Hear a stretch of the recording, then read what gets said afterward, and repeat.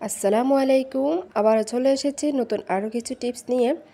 আজ দেখাবো পুরোনো কাপড় দিয়ে নতুন নতুন কিছু আইডিয়া। আমাদের প্রত্যেকের বাসায় কিছু পুরনো কাপড় থাকে, আর এই কাপড় কিন্তু আমরা ফেলে দিই।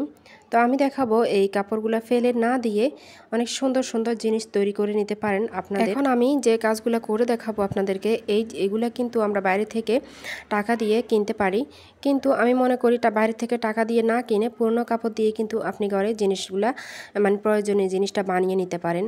তো চলুন শুরু করা যাক। এখানে আমি কিন্তু কাপড়গুলো তো দেখতে পেলেন নিয়েছি, আর এখানে একটা আমি চাউলের বস্তা নিয়েছি। তো এটা হলো 25 কেজি চাউলের বস্তা।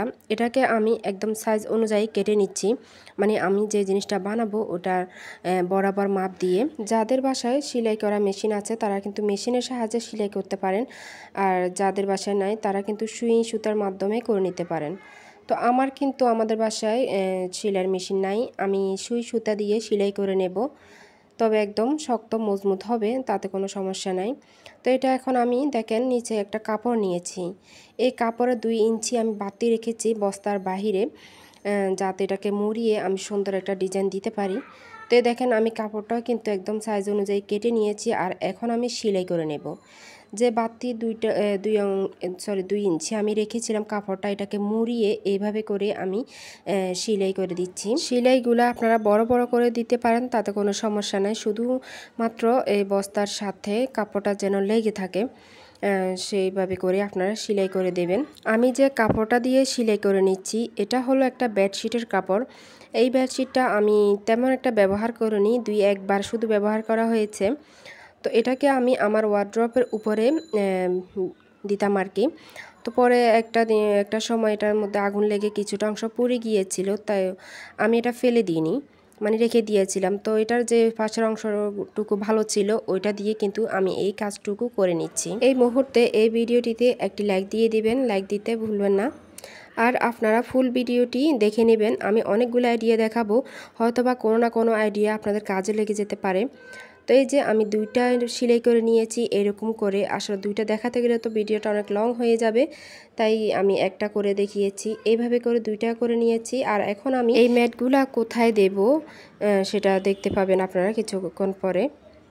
তো আমার কাছে কিন্তু অনেক সুন্দর দেখা যাচ্ছে, যেহেতু এটা কালারিং বেডশিট ছিল, অনেক সুন্দর দেখা যাচ্ছে। তো এখন দেখেন এটা আমি ফ্রিজের যে আমাদের নর্মাল তাক থাকে ওইটার উপরে কিন্তু এই ম্যাটগুলা আমি বিছিয়ে দিলাম। কেন দিলাম তাহলে শুনে নেন। এটা কিন্তু আমরা যখন সবজি তারপরে অনেক কিছু রাখা হয়, সেটা রান্না হোক বা কাঁচা হোক, বাজার থেকে অনেক কিছু নিয়ে আসা, আর ওইগুলো রাখার পরে কিন্তু এই জায়গাগুলা তাকগুলা অনেক প্রচুর পরিমাণে ময়লা হয়, মানে 3-4 দিন পর পর ধুইতে হয়, না ধুলে কিন্তু পরিষ্কার না করলে অবস্থা একদম খারাপ হয়ে যায়। তো এইভাবে ম্যাট বিছানো থাকলে কিন্তু আর আপনার বারবার ফ্রিজ পরিষ্কার করতে হয় না। এই ম্যাটগুলো শুধু 15 দিন বা 1 মাস পর পর ধুলে হয়ে যাবে, এত বেশি ময়লা নোংরা হয় না। তো আমার কাছে কিন্তু এটা দেওয়ার পরে অনেক বেশি ভালো লেগেছে, আর আমাকে বারবার পরিষ্কার করতে হয়নি, শুধুমাত্র ম্যাটগুলো পরিষ্কার করলে হয়ে গেছে। ফ্রিজটা কিন্তু একদম নতুন, যে অবস্থায় কিনেছে ওই অবস্থায় রয়ে গেছে, মানে একদমই ময়লা হয়নি। তো আশা করি আপনাদের ভিডিওটি ভালো লেগেছে, আর যারা এখনও লাইক দেননি প্লিজ একটি লাইক দিয়ে পুরো ভিডিওটি দেখে নেন। তো চলে আসলাম পরবর্তী টিপসে। দেখেন এখানে দিয়ে নিয়েছি একটা প্যান্ট, এটা আমার বাচ্চার, ও এটা ছোট হয়ে গিয়েছে। এটা কিন্তু তেমন একটা মানে পরা হয়নি, এটা এখন নতুন রয়ে গিয়েছে। তো ছোট হয়ে যাওয়ার কারণে এটাকে আমি একটা কাজে লাগিয়ে নিচ্ছি। এটাকে কি কাজে লাগাবো সেটা কিন্তু একটু পরে বুঝতে পারবেন। এখানে দেখেন পায়ের অংশটা আমি যে একটা পিটার নিয়েছি, ওই পিটারের মাপ নিয়েছি, মাপ দিয়ে এটাকে আমি কেটে নিয়েছি। এখন যে দিকটাতে আমি কেটে নিয়েছি ওইটাতে আমি সুই সুতা দিয়ে সেলাই করে দিচ্ছি, একটা ডিজাইন হয়ে যাবে, একদম ফুলের মতো দেখতে দেখা যাবে। আমি কিভাবে সেলাই করে নিচ্ছি আপনারা দেখেন। সেলাই করে করে কিন্তু একটু পরে টান দিলে এটা একদম সবটা এক হয়ে একদম ফুলের মতো তৈরি হয়ে যাবে। তো এটা কিন্তু বড় বড় করে সুই দিলেও হবে, আবার ছোট করে যার যেভাবে ইচ্ছা ওইভাবে দিতে পারেন। এটার কোনো ধরনের বা এই সাইজে সেলাই করতে হবে ওটার কোনো দরকার নাই। তো দেখেন আমি সেলাই করে এটা সুতাটা টান দেওয়ার সাথে সাথে এখানে সবগুলা কাপড় একসাথে জড়ো হয়ে গিয়েছে। আর এটা কিন্তু উল্টো ফিটে করে নিতে হবে, আমি এই কথা বলতে ভুলে গিয়েছি। প্রথমে দেখেন কাপড়টা আমি উল্টো করে কিন্তু সেলাই করে নিয়েছি। তো এইদিকে আমি ভালো করে সুতাটা একটু গিট দিয়ে দিচ্ছি যাতে খুলে না যায়। এখন আমি এই কাপড়টাকে উল্টে নিচ্ছি। দেখেন নিচের অংশটুকু কিন্তু একদম ফুলের মতো হয়ে গিয়েছে। আর এটা কিভাবে আমি কাজে লাগাবো সেটা বলি এখন। এটা হলো আমার বাচ্চার ফিটার, এটাতে দুধ খায়ও। যখন কিন্তু আমরা বাচ্চাদেরকে দুধ খাইয়ে নিই তখন কিন্তু আমরা একটা কাপড় দিয়ে মুড়িয়ে নিই, কারণ এভাবে যদি দুধটা যদি একদম ফিটারে দেখা যায় বা অনেক মানুষ আমাদের আশেপাশে আসা যাওয়া করে বা আমরা বাইরে গেলেও কিন্তু বাচ্চাদেরকে দুধ খাইয়ে থাকি, একদম কি বলে খোলামেলা অবস্থায় খাওয়ানো কিন্তু ঠিক না। তো এইভাবে যদি আপনারা একটা প্যাকেট মানে কি বলে এটাকে প্যাকেট বলতে পারেন বা ব্যাগ বলতে পারেন, পিটারের ব্যাগ বানিয়ে নিন, তাহলে কিন্তু এটা যদি কাচের ফিটারও হয় গ্লাসের, তাহলে কিন্তু পরে গেলেও কিন্তু ভাঙবে না, যেহেতু এই কাপড়টা একটু মোটা। বাচ্চাদের হাতেও দিয়ে দিতে পারেন, বাচ্চারা খাবে, হাত থেকে পড়লেও কিন্তু ভাঙবে না। তো এইভাবে কিন্তু প্যাকেটটা তৈরি করে নিলে কেউ আর বাচ্চাদেরকে কি পরিমাণ খাওয়াচ্ছেন বা কতটুকু খাওয়াচ্ছেন অনেকেরা কিন্তু আবার নজর লাগে। এইভাবে প্যাকেটে ঢুকিয়ে খাওয়ালে কিন্তু কেউ আর দেখলো না কি খাচ্ছে বা বেবি। এই পিটারের ব্যাগটা আমি কিভাবে তৈরি করে নিয়েছি আপনারা নিশ্চয়ই দেখে বুঝতে পেরেছেন।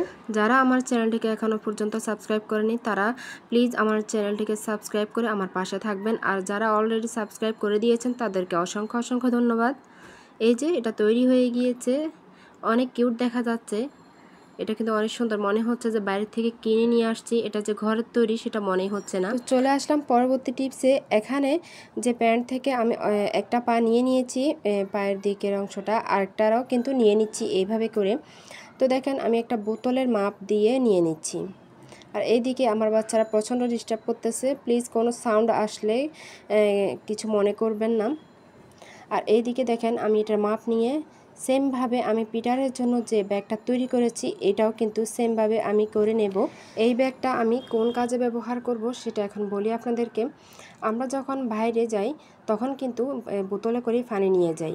তো অনেক সময় দেখা যায় কি আমরা বাইরে থেকে যে পানির পট কিনতে পাওয়া যায় ওটা কিন্তু অনেক সময় দেখা যায় ভেঙে গিয়েছে বা অনেকের কাছে থাকে না।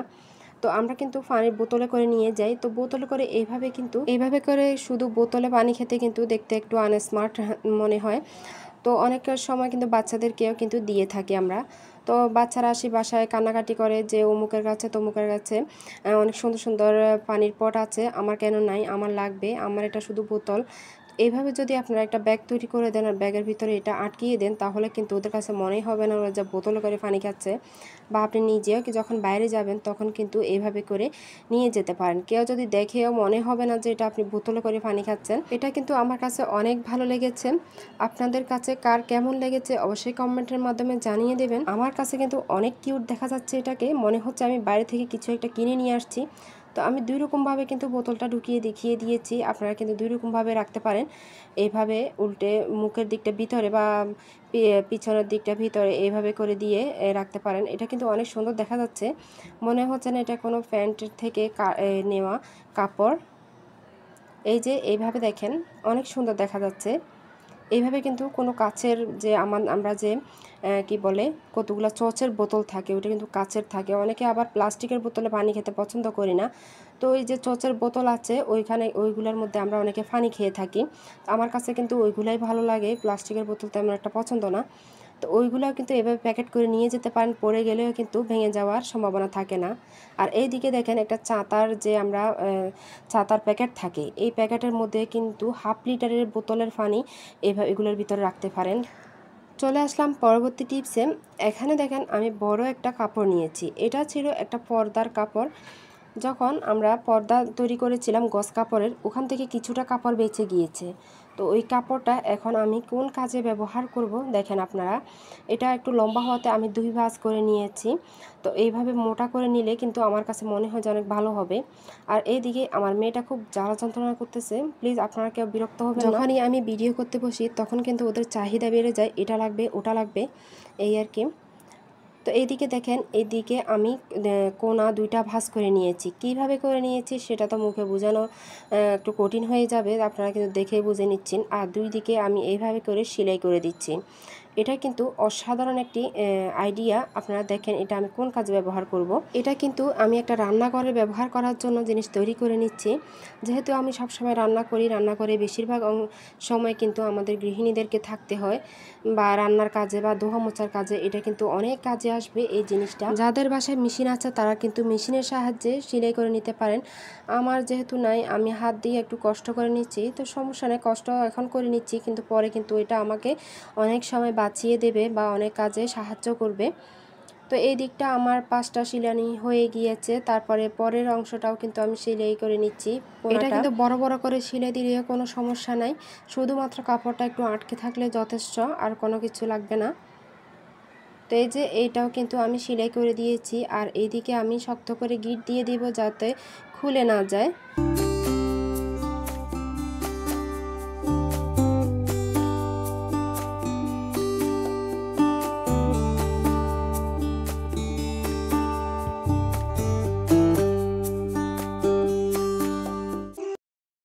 এইদিকে মাথার অংশটাও কিন্তু আমি এইভাবে মুড়িয়ে সেলাই করে নিচ্ছি। আর এই দিকে কিন্তু আমি একটা সুতা লাগিয়ে নেব, সেই দিকে কিন্তু জায়গা রাখে তারপরে সেলাই করতে হবে যাতে একটা সুতা লাগানো যায়। তো এই যে আমার সেলাই করা শেষ। তারপরে এদিকে একটা গিট দিয়ে দেব সুতাটা যাতে খুলে না যায়।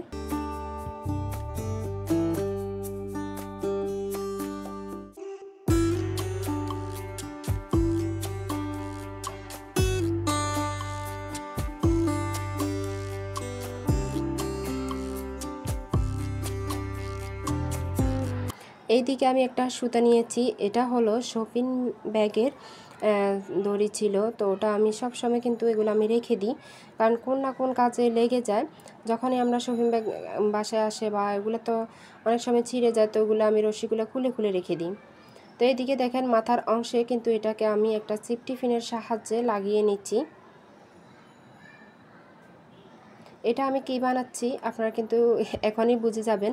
এটা আমি বানাচ্ছি, আমরা যে রান্নাঘরে ধোয়া মোছা করি, আমরা যে আসলে এটার নামটা আমার এই মুহূর্তে মনে নাই, আমরা যে সামনের দিকে একটা কাপড় ঝুলিয়ে রাখি, এটা যাতে জামা কাপড় যাতে ভিজে না যায়। আর রান্না করার সময় কিন্তু অনেক সময় তেলের ছিটকে যা মশলার ছিটকে এসে এসে আমাদের জামা কাপড় অনেক নষ্ট হয়। এইরকম কিন্তু আমার হাজারো জামা নষ্ট হয়ে গিয়েছে, তেলের ছিটকে আসে পড়লে মশলার দাগগুলো কিন্তু সহজে উঠতে চায় না।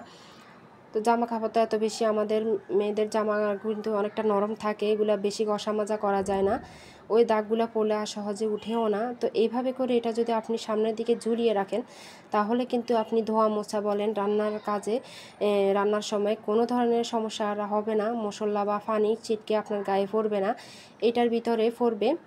তো এই যে আমার কিন্তু দুই দিকেও আমি 2টা রশি লাগিয়ে নিয়েছি, যে কোমরের অংশে আমি বেঁধে নেব আর এটা গলায় ঝুলিয়ে নেব।